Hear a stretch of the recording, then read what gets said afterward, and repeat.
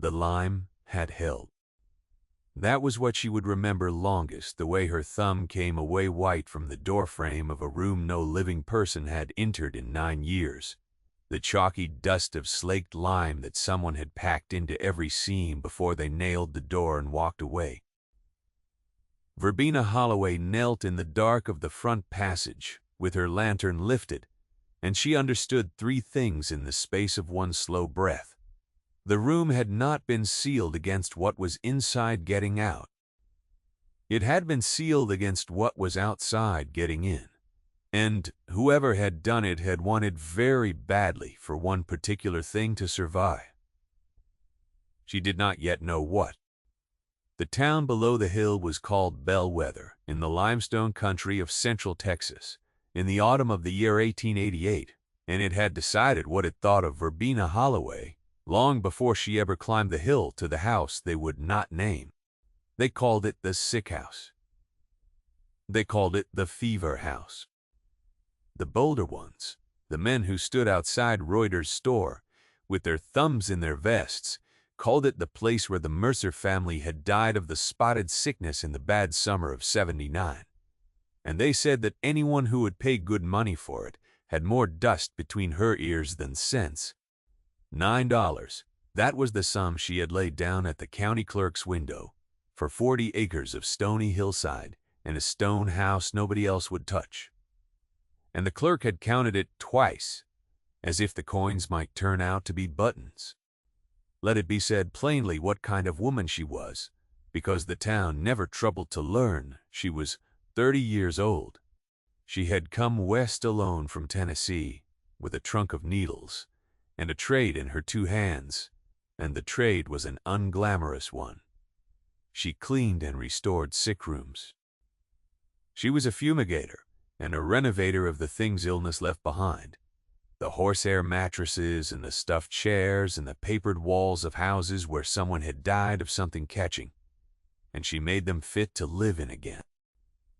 It was work that decent people would not do and could not do, and it had fed her for 8 years. And it had taught her the one thing that would matter on that hillside above all her other skills. She knew exactly how disease lived in a room, and exactly how to kill it, and exactly how long it stayed dead. The woman who taught her was named Josephine Hale, and she had been dead 4 years. Josephine had been a laundress and a sick nurse in Memphis through the yellow fever years, a freed woman who had buried more strangers than any preacher in that city, and had never once caught the fever herself, because she understood it the way a smith understands fire. "Heat kills it," she used to say, scrubbing her arms to the elbow in water hot enough to scald, heat and lie and air and time. "Burn what you cannot boil, and boil what you cannot burn, and never, ever let your fear do your thinking, because fear keeps the room sealed, and the sealed room keeps the sickness alive." Verbena had heard that 100 times over a washtub. She had not understood until she stood in the Mercer passage with white lime on her thumb that her teacher had handed her a key. What she knew that the men outside Reuter's did not was this: the spotted sickness, the smallpox, dies. It dies in sunlight and in heat and in the long passage of dry years. 9 summers had crossed that hillside since '79, 9 of them, each one hot enough to bake the stone. Whatever had killed the Mercers was 9 years dead by the autumn she bought the deed. The house was no more dangerous than any other empty house on any other hill.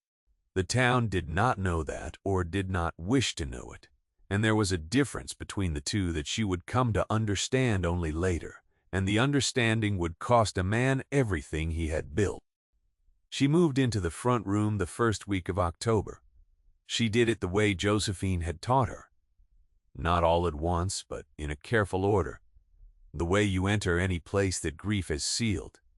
She did not break the inner door. She worked outward from the parts of the house the sun had already cleansed: the porch, the front room with its 3 broken windows, the kitchen where the roof had fallen and let in 9 years of weather. She carried out the rotted ticking and the chairs gone to powder, and she burned them in a stone pit, a safe distance from the well, and she watched the smoke go up over Bellwether like a question nobody in the town would answer. They watched the smoke, too. A boy was sent up the hill the second day, a small, barefoot scout no older than 10, who stood at the edge of the yard and stared at her, and would come no nearer. She gave him a piece of cornbread and told him she was not sick and that the house was not sick either, and he took the cornbread and ran. The next visitor was not a child. His name was Augustus Pell, and he came up the hill in a black coat with a watch chain across his belly, riding a good bay horse. And he sat the horse in her yard without dismounting, as though the ground itself might soil his boots. He was a freight contractor and a dealer in land, the richest man in Bellwether, and he had the soft, heavy face of a man who had never in his life been told no by anyone who mattered.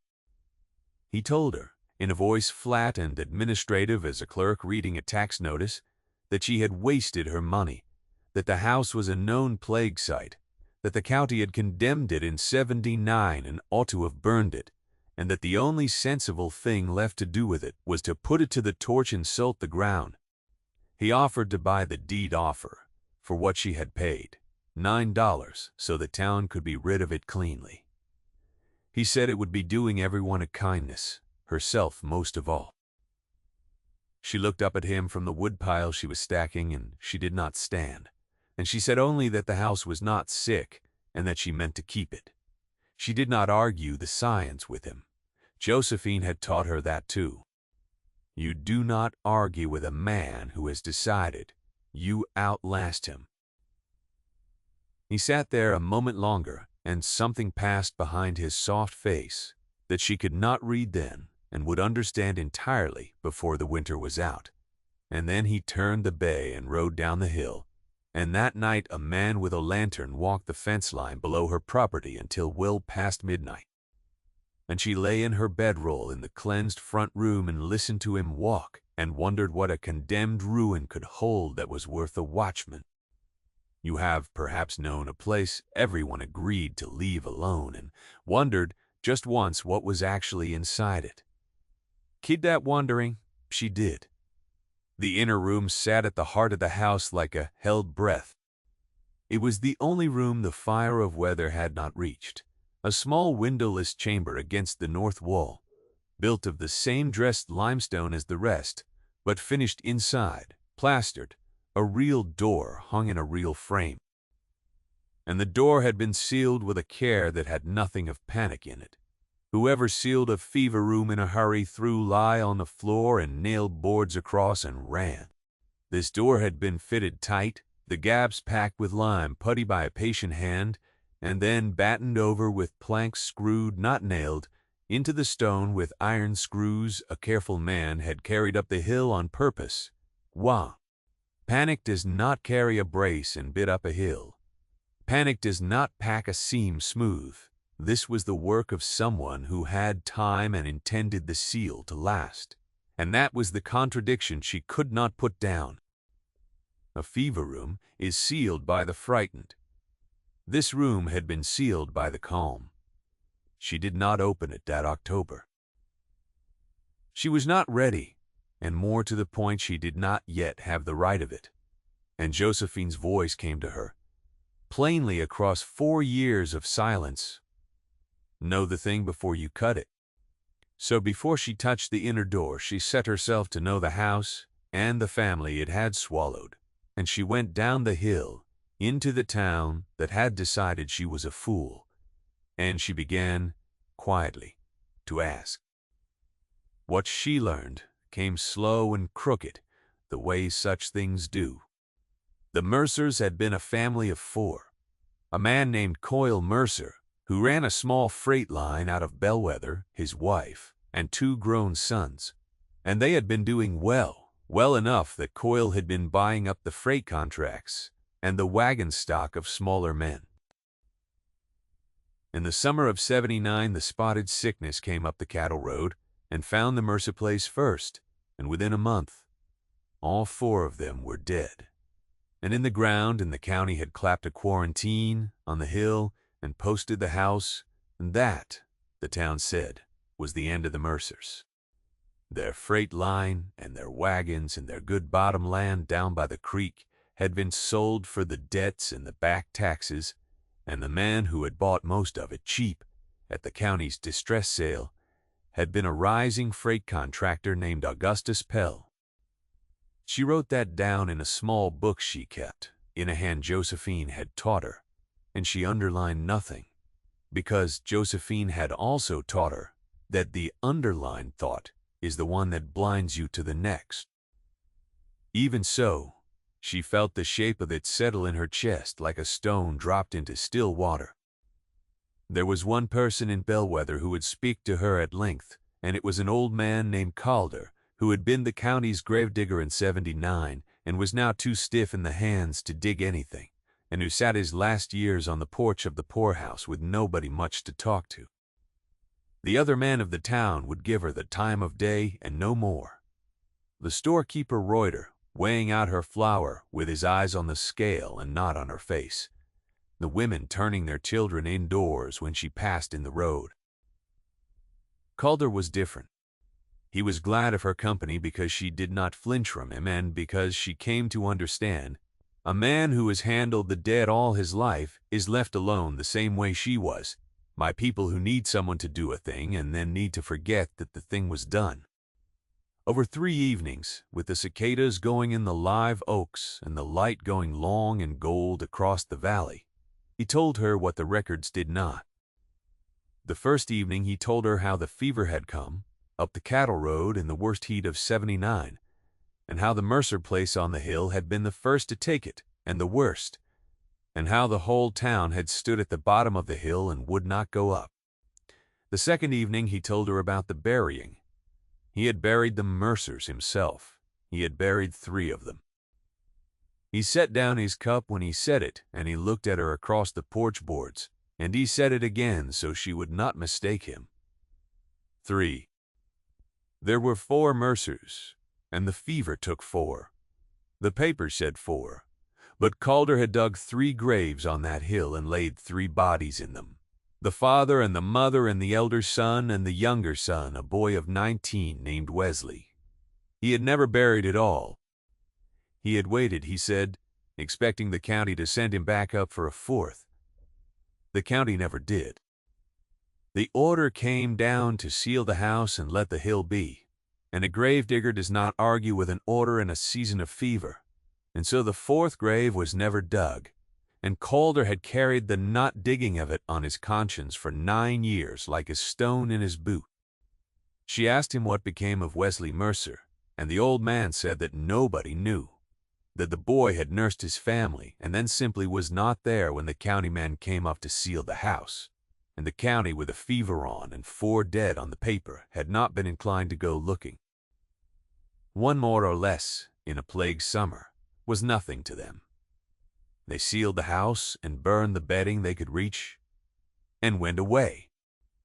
Calder, though, had always wondered, he said, because a sealed fever house is a strange place for a living boy to vanish from, and because the inner room, the small one against the north wall, that room had been sealed separate and sealed careful, and no county man had done that. The county men did not do careful work in a plague summer. Somebody else had sealed that room after, and the only somebody who could have was the boy. That was the night she understood she had not bought a ruin. She had bought a question with a name on it, and the name was Wesley Mercer, and somewhere in the town below her, a man in a black coat had paid a watchman to make sure nobody ever climbed the hill to ask it. She began the work of opening the room the way she began all her work, by making it safe, and the making safe was itself the proof of everything she would later need. The work had an order to it that Josephine had drilled into her until it lived in her hands and not her head, and she followed the order now as faithfully as a prayer. First the loose ruin carried out and burned, the rotted ticking and the powdered chairs and the curtains gone to lace with rot.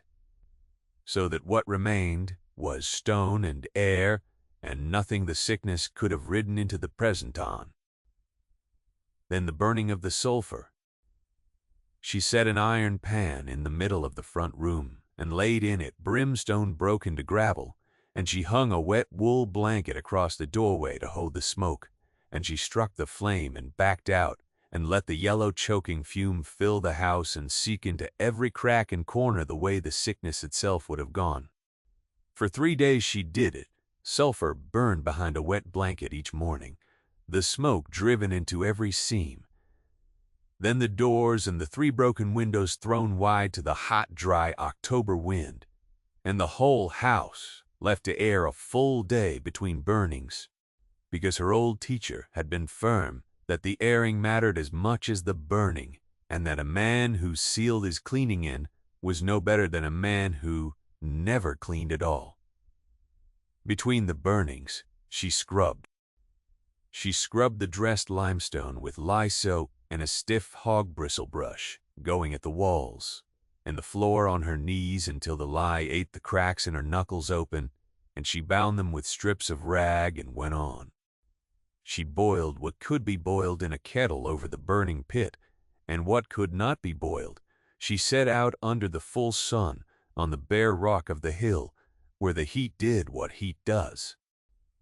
She wanted the house clean not only of any ghost of the sickness, which she knew was 9 years gone, but clean of the town's belief in the sickness, and the 2 were different cleansings, and only one of them could be done with lye.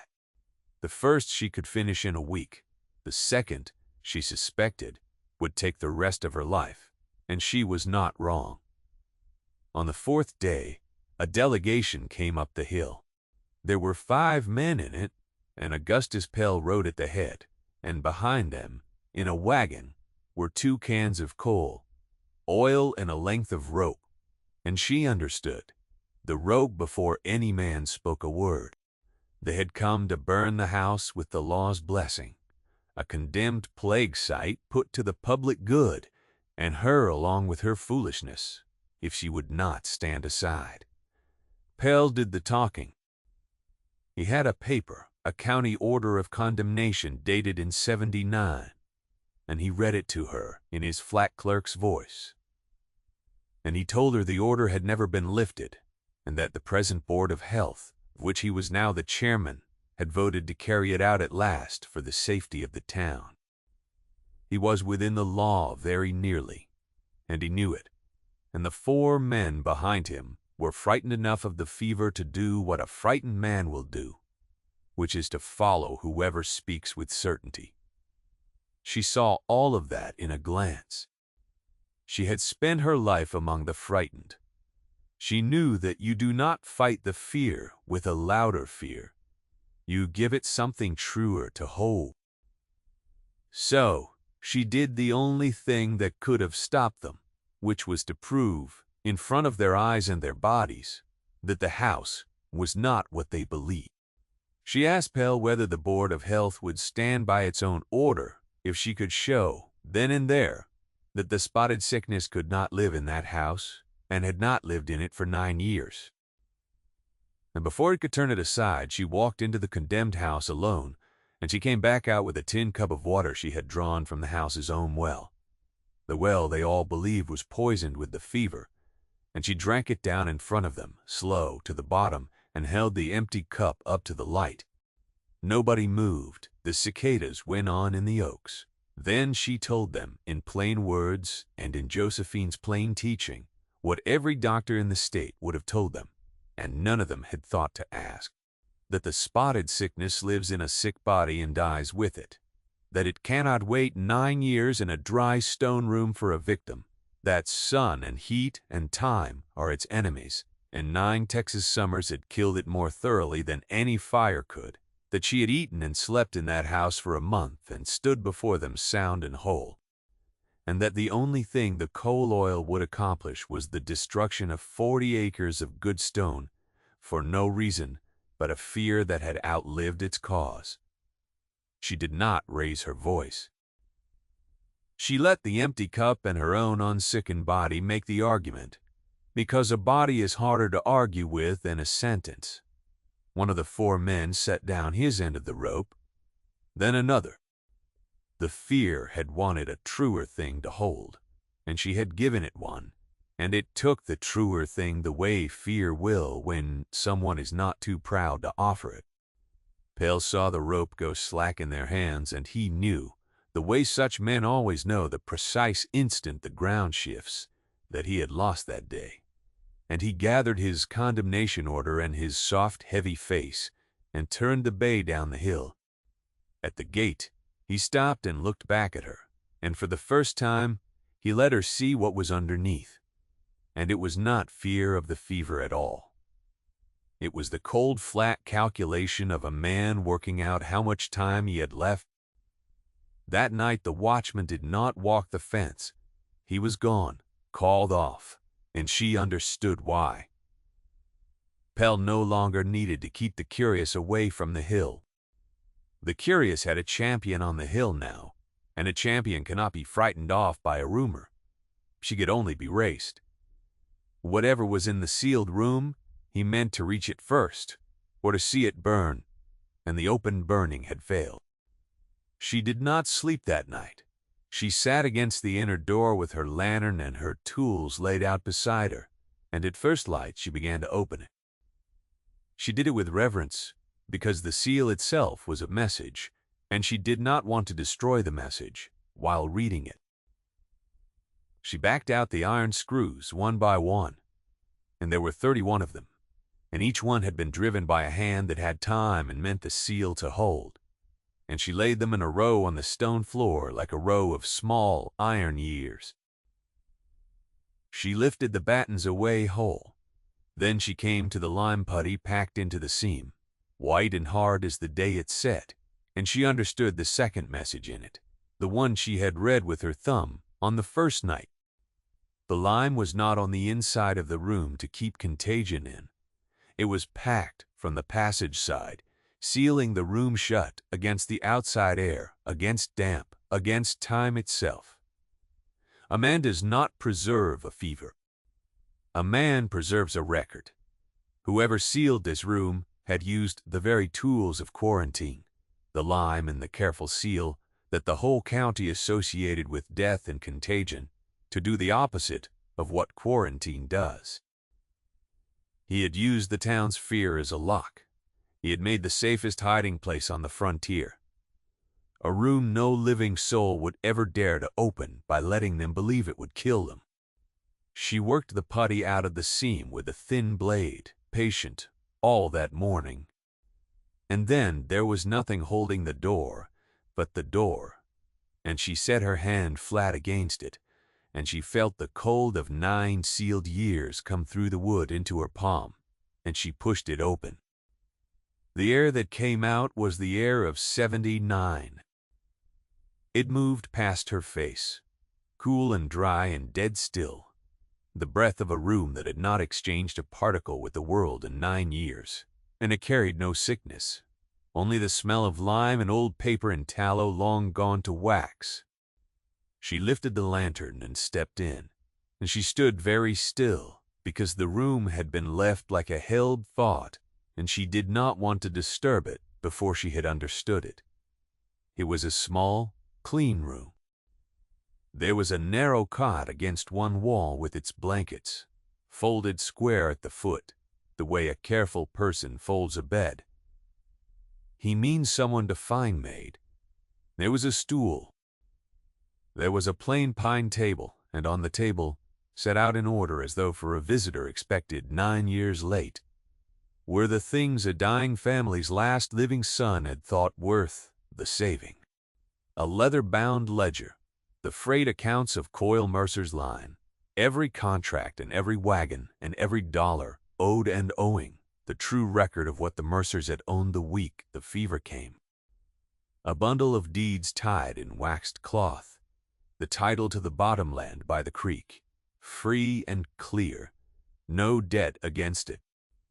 A small tin box of coin, the family's ready money that the county's distress sale had reported as lost to the fever and burned, and a child's silver christening cup.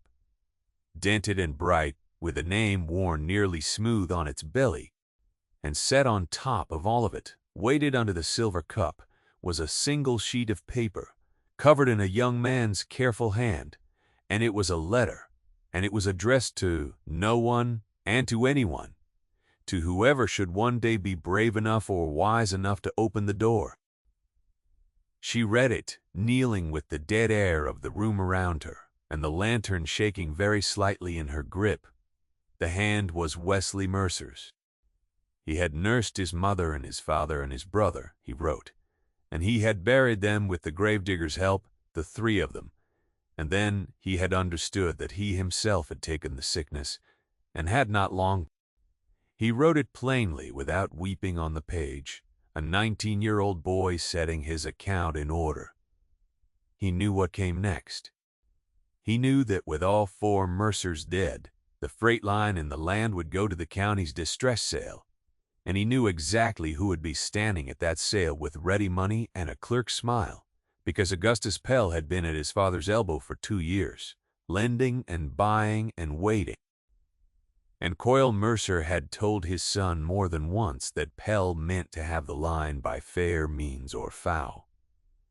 So the boy did the last clear-headed thing a dying man could do. He could not save his life, and he could not save his family. What he could save was the proof, the ledger, and the deeds and the truth of what was owned. And he could put it where the very fear that was killing his town would guard it better than any lock. He sealed the record in the room. He packed the lime with his own dying hand. And then the letter said in its last lines he would go up onto the hill above the house, away from the well and the road, to a place he named, and he would lie down there so that no one need ever come into the house to bury him and break the seal. He asked only that whoever found the room see that what was inside it reached his father's people, a sister of Coyle Mercer's who had married and gone to the Llano country, and her children, who were the rightful heirs of everything the distress sale had stolen and called burned. She sat with that letter a long time. The lantern burned down, and she did not trim it. Outside, the October light moved across the hill, and below her the town went about its small business in the certainty that the Mercers were 4 graves, and a fever and a fool of a woman wasting $9 on a ruin. The boy had been right about everything. He had been right about the sickness, and right about the sale, and right about the man. And he had been right that the town's fear would keep his proof safe. And he had been wrong about only one thing, that anyone would ever come. For 9 years, no one had come. She had come.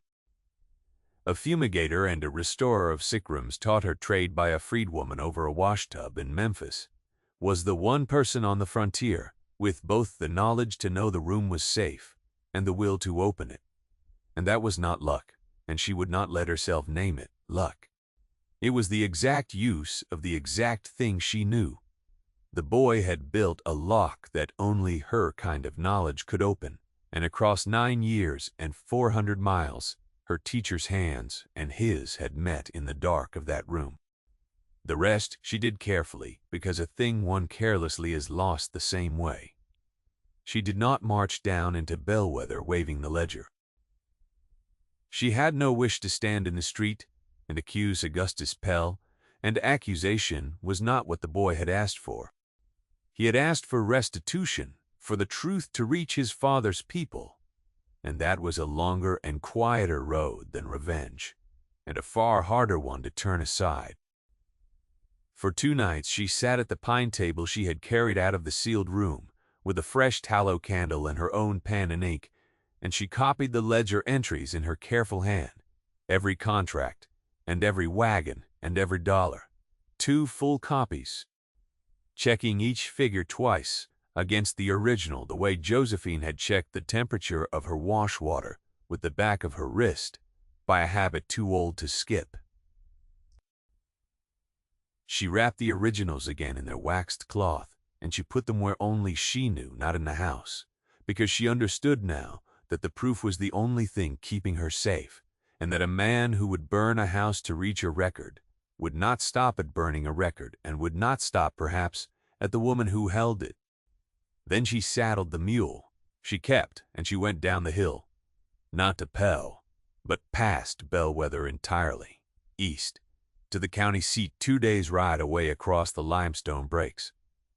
She told no one in town that she was going. At the county seat, she found the registrar's office a low brick room smelling of dust and sealing wax, and she laid her 2 copies before a young clerk who did not know her name and did not owe Augustus Pell anything, and she asked him plainly to enter them into the permanent record of estates. He read a page and then another, and his pen slowed, because a clerk who handles enough paper learns to feel the weight of a true thing among the false ones. He entered the copies. He stamped them with the county seal, and dated the stamp and signed it, and he handed her across the counter a single sheet that said, in the dry language of the record, that the true accounts of the Mercer freight line had been received and entered on that day. It was a small paper.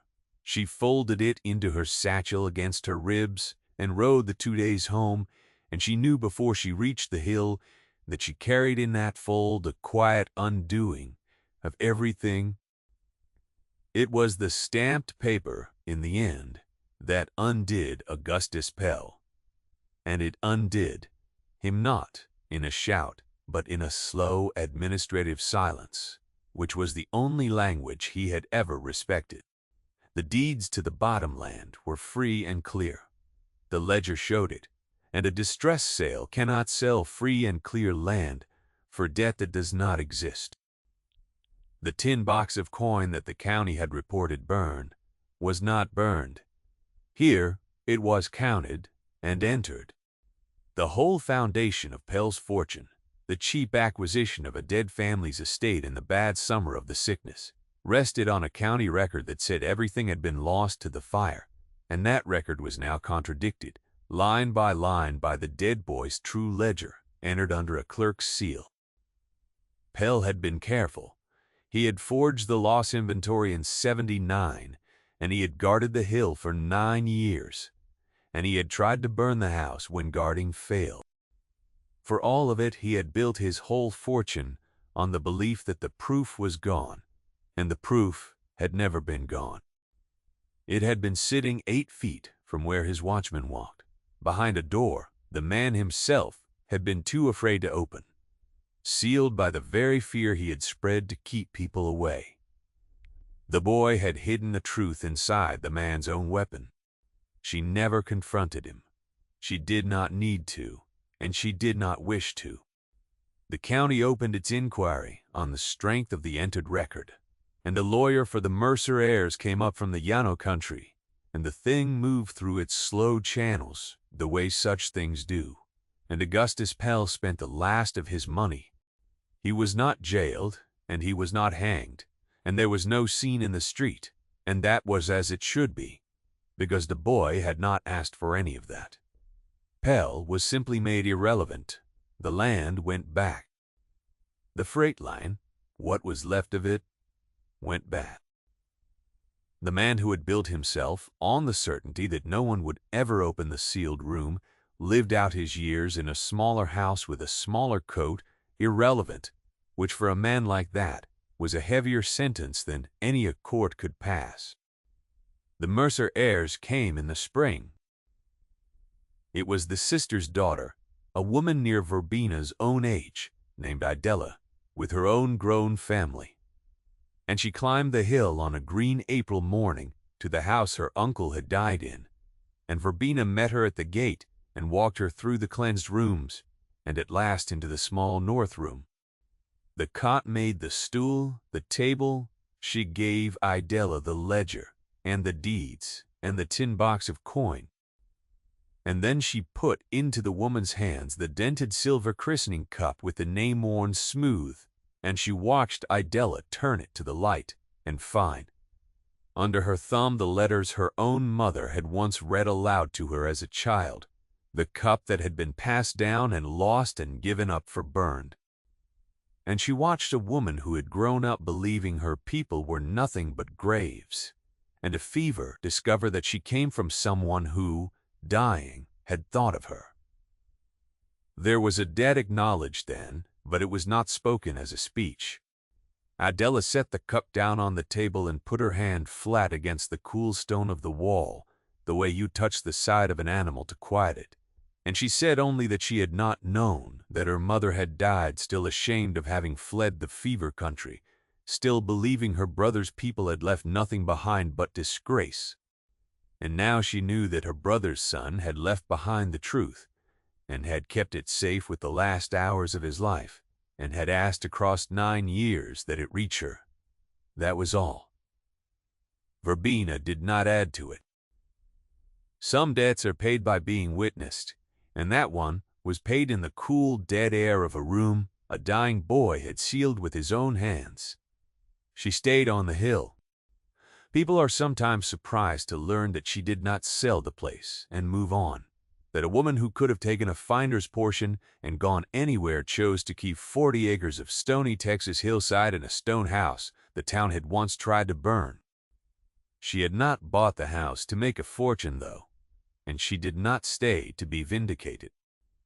She stayed because the work suited her, and the quiet suited her, and because somewhere on the hill above the house was the place the boy had named in his letter, and in the second summer she found it, and she dug there alone in the manner Calder had taught her stiff old hands to describe, and she found what the gravedigger had never been allowed to find.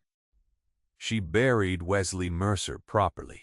Then, beside the family he had nursed and could not save, 4 graves at last where the town's paper had always said there were 4, and she set above him a flat stone she had dressed herself, with his name and his 2 dates and 4 short words, and she left the words to be read by anyone who climbed the hill, which, in the years after, slowly people did. Bellwether came around the way such towns do, not all at once and never with an apology, because towns do not apologize, but quietly. By degrees, the way the boy who had run from her cornbread grew into a man who tipped his hat to her in the road. The men who had carried the rope up the hill did not speak of it, and she did not make them. They simply began after a while to call the place by its right name, the Mercer place, instead of the Fever House, and that was apology enough, and more than she had asked for. She had not wanted them defeated. She had only wanted them to know better, and in time they did, and the difference between the two had been the whole of her work from the first day.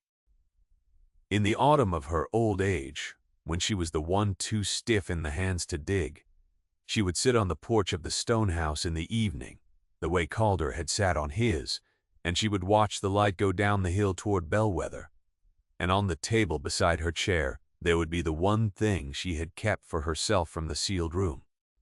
With the family's leave, it was not the ledger, and it was not the deeds, and it was not the coin.